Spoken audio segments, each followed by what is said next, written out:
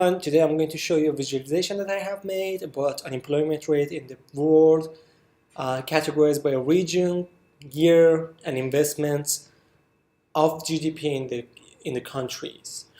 The visualization is available on my Block Builder profile, and you can go online and check it out. Here is a scatter plot of the data points. The x-axis shows the year and the time period. The y-axis shows the unemployment. The points are categorized based on the regions, which are the color of them are categorized based on the regions that basically are the continents that countries are from, and the radius of each circle, each data point, is represented by the percentage of the GDPs that is invested in the country. You can explore the data more by hovering the mouse on each data point and get a more detailed information of each point. For example, here, this blue circle here represents an African country with an employment of 27% for year 2008 and investment of the GDP of 42 more or less percent. Overall, we can see that European countries, the orange data points, have lower unemployment, while the blue points, circles that are representing the African countries, are generally having higher unemployment rate, although there are outliers for all of these data points. For example, for these categories, for example, here, this is a European country that has a very high unemployment rate, at least for the first 6 years, 5 years of the 2000 decades, and then it came lower. And then, for example, here we have a American country that has a pretty high unemployment rate, 36% in 2022. I believe that should be Venezuela. We will explore this more later.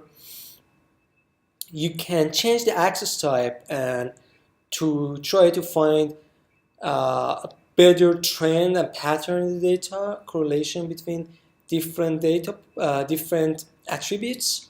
For example, if we change the x-axis to investment rate and then the radius of the circles to year, we can see a kind of better pattern here. Yes, we can. So here we can, for example, see that some countries, based on the year, have a decrease in their unemployment rate, but has nothing to do with their investment, while some other countries, they do have that. If we change this to the country, then we should be able to go and see what countries are these specifically. For example, here we have Venezuela with highest unemployment rate, and we can explore the data set much better, much more specifically based on the countries. Another point is that we can go and filter the data and see based on different continents what we see. So for now, if we change the region to America, we're going to just see the data for American countries, and this is much easier. The data now is filtered and we have much less data points. We can explore the data much better. We can see Venezuela, very high unemployment rate, and kind of a drastic change from the early 2000s, and not a very happy future. And then again, we can change this to investment and year and see how does it look like. Yes, then it's another interesting pattern. We can see that some countries with very high investment rate, very low unemployment.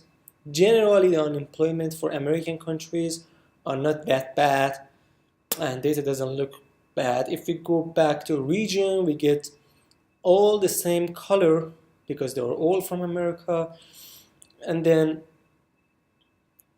not much information here. We can also look at the year and investments and then unemployment here. Another interesting pattern, between the data points, for example, we can see that Suriname had a very high investment actually around 2014, but then came down again. So this is basically very interesting way to explore the data, try to understand what's going on. You can find out more in the description of the data.